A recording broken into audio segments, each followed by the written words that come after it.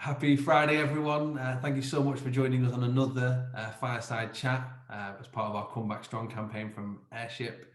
I'm really happy to be joined this week by Zoe, the recently joined Senior Client Director from Wireless Social. So thanks for joining, Zoe. Thanks for having me. So the idea today is just to cover the world of guest Wi-Fi, which obviously has had its limitations over the past 12 months, slightly in terms of guests not being in venue as much. I've been seeing loads of cool things you guys have been doing still, whilst guests haven't been consistently in venue. And I mean, you must be pretty excited given that when places do start to reopen, even from April 12th when the beer gardens reopen, it's still customers in location. There's still going to be needs for the guest Wi-Fi. There's going to be a real spike for your services. Is there anything in particular that you guys are recommending customers do now to start getting prepped for that staggered reopening we're about to go through?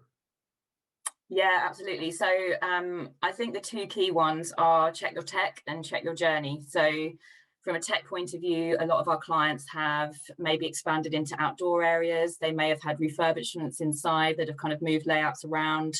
So that can impact, the signal strength of the access points. So really check where those are and making sure that your customers can get good Wi-Fi strength, throughout the building. Yeah.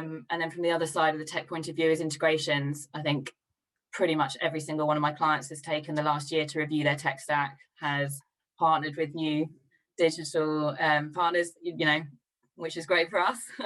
Yes. And it's more data, which is brilliant. So making sure that there's that connectivity. So if you've, recently joined Airship, are we integrated? Are we feeding that data?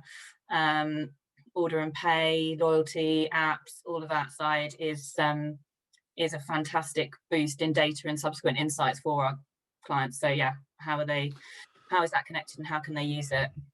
And then from an access journey point of view, it's that kind of, once you've got those customers walking through the door, is what are they seeing then on their phone screens? Because you're directing people to your phones now for ordering, for everything. So that journey of, if you rebranded, then you imagery, be really showing off your brand at that, all the way through. So yeah, they're kind of two bits of focus for us. And it's such a good point because it's going to come around so fast. I mean, it feels like we've got a lot of time to prep for this, but if anyone's anything like me, I'll be like, oh, I'm fine. And the night before reopening, I'll be changing my splash pages. I was an operator. I mean, from memory, for people who are thinking, well, I'm not a tech expert, I'm getting ready to reopen my restaurant group. I know from memory, Wireless Social can help you source things like outdoor suitable access points. In terms of if you don't want to go out and do that research yourself, you can just speak with the tech team there and organise for those to be sent and advise on what's best for your size of beer garden and all that sort of thing. So, you guys aren't just a Wi-Fi SaaS company. I know you do a lot of hand-holding for that sort of thing, which is great. Yeah, totally. Look, we're here to help our clients. We don't want them to be experts. They don't need to be. We're the experts in that area. So come to us, we can advise on hardware. We've got a load of new how-to videos on the website. So if you go to the resource page on our new website, which is looking snazzy, there's a load of new how-to videos. So telling you how, talking you through the stages of how to change your splash page, how to reformat images. But, at the end of the day, if you're stuck, just reach out to your account manager, reach out to one of us and we'll be there to help. And on that point of kind of reaching out to help and having chats, because I imagine you guys are getting busier and busier now with conversations with operators that are looking to come on board with Wireless Social or get the most out of what they've got. Is there anything particular you're recommending that Wireless Social customers do now, so whilst they're still closed, with that Wi-Fi data? Because I think a lot of people don't realize how rich it is and probably how much they're sat on and what they can do even when they're shut to make a difference now. Is there anything in particular that you're commonly kind of talking to customers about doing now?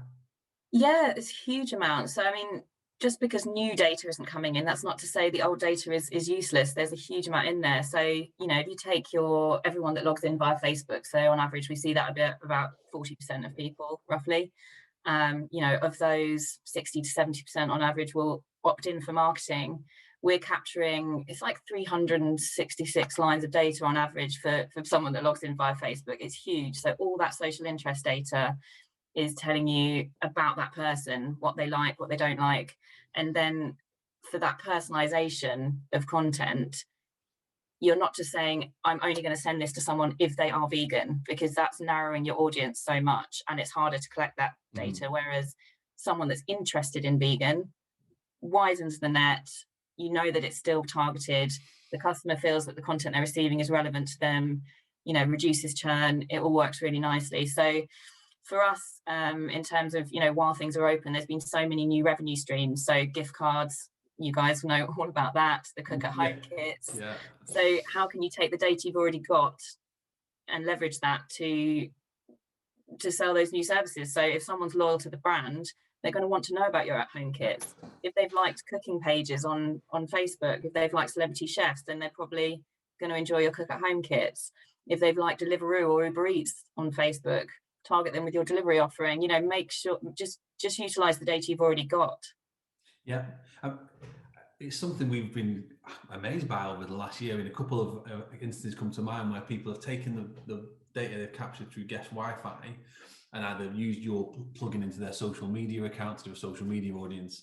I mean, from our side, then put a toggle gift card on the back of it. I mean, a couple of cool examples. The Devonshire Arms was one of our favourites from last year. It's just a single pub that took all of its data that it captured on its customers, plugged it into a social media audience, and then just pushed out that they had gift cards on discount whilst they were closed. And in November last year, they did £64,000 worth of toggle gift card sales in 1 month while shut, just awesome. from using this huge amount of data they captured. And Fat Hippo Burger did something similar. They put out on their social media that they were doing the at-home kits, again, just all their data they captured before COVID. And they sold like £8,000 worth of at-home kits within 10 minutes. And it's so true, guest Wi-Fi is the largest source of data for most of our CRM customers in Airship, and therefore it's something that can be used to bring in prepaid revenue or revenue for things like retailer at home kits right now. So yeah, I would implore any wireless social customers to look at that and think, how can I speak to these customers now for a benefit? You'd also mentioned something pretty interesting last time we spoke about a way of targeting customers based on kind of their loyalty or their actions in the past year, which no one had mentioned to me before, and I thought was really, really interesting and something I'd encourage people to do. Would you mind kind of talking through that again, just for the people watching today? Yeah, absolutely. So I think when we're looking at loyalty, that's been a hot topic as well, and a lot of people have gone down the route of new loyalty apps. That's fine. And I saw actually your LinkedIn post, King of LinkedIn. The partnership you guys did, yeah, the partnership you guys did with Sheffield Hallam, wasn't it? And it was, yes, this increase in how many people are likely to take part in loyalty schemes now. Fantastic. It was like 30 to 52%, I think, depending on the age group, which is awesome. But that is still not the majority of your database in most cases. And so it's important not to forget those other people. So what are the other clues of loyalty, and how can you still reward people, drive loyalty without them, forcing them to join a club? And so one great example is those that visited you last summer. So there was a really short window where we could go out, see our friends, go to the places that we'd missed for the first 6 months of the year. So if someone came to you in that window of time, that's a really great sign that they love your brand, because they had a limited amount of time and a limited number of places they could go to. So a targeted approach to just those guests themselves, to be like, thank you for supporting us last year, is going to really help, because it's that emotional connection. They really did support you last year, because anyone that came out into hospitality last year was absolutely vital to getting that brand through the next few months. And anyone that then visits you in the first, let's say, from April 12th for those first 8 weeks, anyone that walks through that door is an absolute godsend, because they have chosen, out of every single place that they have missed, they have chosen you for that occasion. And so it's about thanking those people and rewarding it. And so, it kind of links to that stealth loyalty piece, which anyone that's spoken to me knows I'm banging on about it all the time. But I'm so passionate about it, because I think loyalty schemes are excellent, but they have their place, and you should layer it with a kind of stealth loyalty scheme where you're surprising and delighting guests, based visit count, based on whatever you want. And you guys have got a webinar coming up not too far in the future, I believe, which I think, as a final point, we should probably let you plug, because it sounds quite exciting. So when is that, and what's it covering? It is our guide to reopening. So myself and Julian will be going through some of the points we've been talking about today, but in a lot more detail. So that's on the 31st of March. Listen, we'll wrap up, because we try and keep these quite snappy, but we'll definitely share a link to that. I cannot wait for networking events to start again, and we can share a beer and meet face to face, maybe share a frozen margarita. It'll be wonderful fun.